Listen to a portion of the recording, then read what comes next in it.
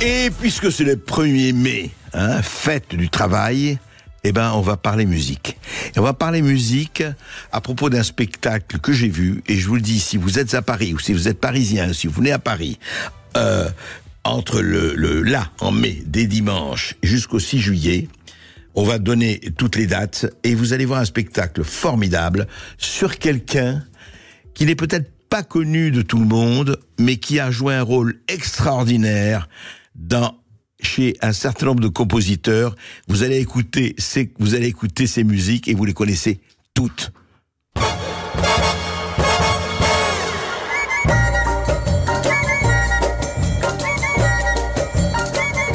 sommes deux sœurs jumelles, nées sous le signe des Gémeaux.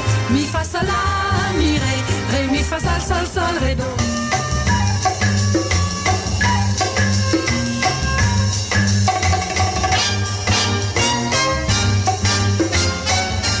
Ce n'était jamais une mission impossible pour Nadia Boulanger. Nadia Boulanger, qui est née en 1887, qui est morte en 1979. Elle a été vraiment le professeur, le mentor, la communicante d'énergie pour des compositeurs. Je vais vous donner quelques noms qui ont tous dit on doit tout à Nadia Boulanger. Aaron Copland, Philippe Glass, Lalo Schifrin, Quincy Jones, Michel Legrand, Vladimir Cosma, Astor Piazzolla, George Gershwin, et tous les autres.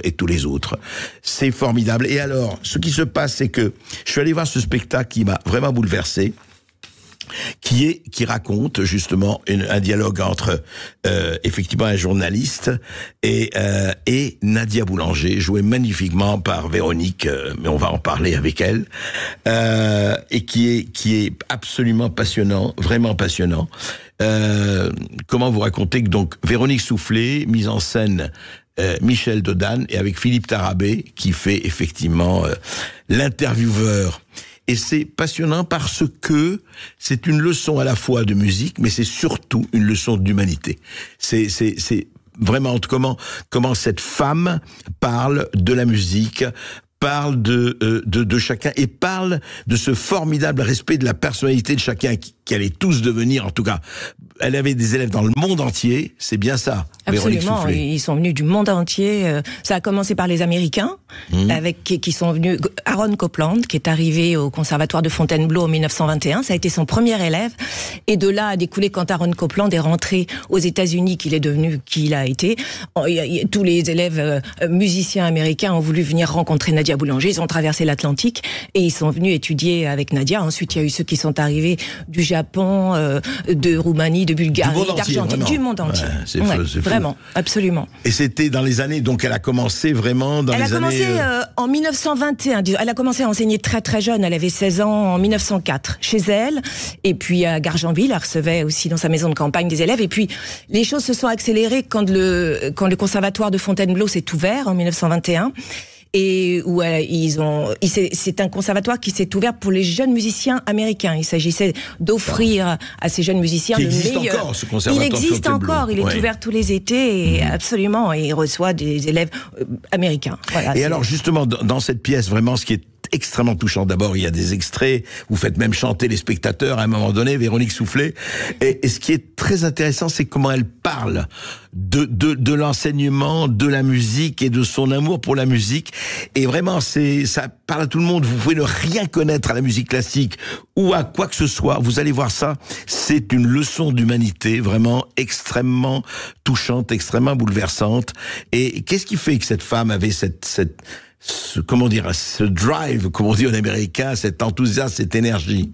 C'est un mystère, c'est une alchimiste, Nadia Boulanger. C'est une personne qui a su allier à la fois la sévérité, la rigueur, et puis l'amour, la passion, qui a su...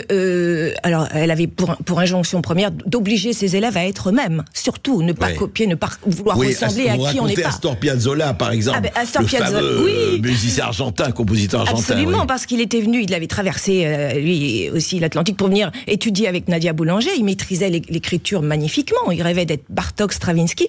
Et puis, mais Nadia Boulanger n'arrivait pas à comprendre Où était le vrai Piazzolla quand elle l'écoutait? Alors elle lui a demandé de jouer les œuvres qu'il jouait en Argentine avant de venir étudier à Paris avec elle. Ouais. Et ça a été une révélation parce que en venant à Paris, il avait totalement occulté le tango. Alors il lui a dit mais vous écrivez des tangos. Elle lui a dit mais faites le tango. Vous écrivez des tangos magnifiques. Faut oublier l'écriture scolastique, continuer dans cette voie. Et c'est grâce à Nadia Boulanger que Astor Piazzolla est revenu au tango et a changé aussi en Argentine. Et je rappelle Quincy Jones. Qui ne connaît pas Quincy Jones, le grand producteur de Michael Jackson, le grand compositeur, qui est venu exprès, qui a quitté l'orchestre de Duke Ellington où il était trompettiste pour venir étudier chez Nadia Boulanger pendant 4 ans à Paris. Absolument, absolument. Il avait entendu Lalo Schifrin, il était tombé, il s'est dit c'est pas possible, faut que je rencontre cette femme, comme beaucoup d'élèves étrangers qui ont traversé. Elle était comment comme caractère? Vous la jouez, je dois dire, vous l'interprétez magnifiquement, Véronique Soufflet, c'est vrai. Vous l'interprétez très. Elle était plutôt dure, elle était plutôt.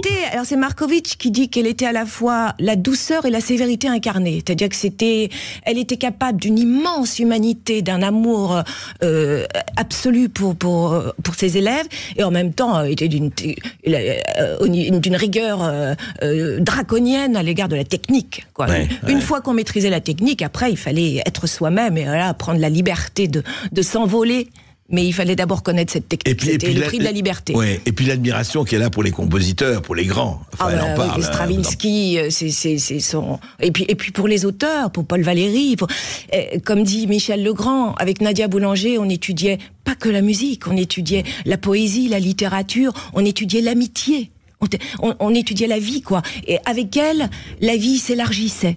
Et c'est ça, Nadia Boulanger, elle fait lever le pain, elle fait élargir les choses, elle fait en sorte que pas chacun... par hasard qu'elle s'appelle Boulanger. Hein. Exactement. Ouais. Et c'était ça, c'est les capacités, enfin, elle est hors du commun, cette femme, hors du commun. Et aujourd'hui, sa parole est d'une modernité incroyable. Oui, c'est vrai. C'est vrai, quand on écoute ça aujourd'hui, en 2024, tout paraît extrêmement, en tout cas, logique ce qu'elle dit sur la passion, sur l'amour et sur la rigueur. Parce que on ne peut rien faire sans le travail, évidemment. Rien. Et sur le désir. Et sur le désir, S'il n'y a pas de désir, il n'y a rien. Si mon désir n'est pas assez fort, c'est pas la peine. C'est vrai que c'est une leçon de vie, une leçon d'humanité, une leçon de...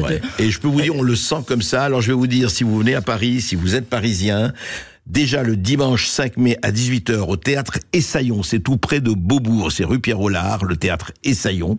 Donc le 5 mai à 18h. Et ensuite, du 10 mai au 6 juillet, tous les vendredis et samedis, du 10 mai au 6 juillet à 21h. Voilà, vous avez vraiment ce portrait, au coin de la rue la boulangerie, au coin de la rue l'aventure, au coin de la rue l'humanité. Vraiment, allez voir Véronique Soufflet, allez voir ce spectacle qui dure 1h15, 1h20, et vous vraiment, comment je dirais, ouvrez la porte du théâtre. Et ce spectacle vous ouvrira parce que voilà, vous passez 1h15 de pur bonheur, et aujourd'hui, par ces temps un peu durs, ça fait du bien.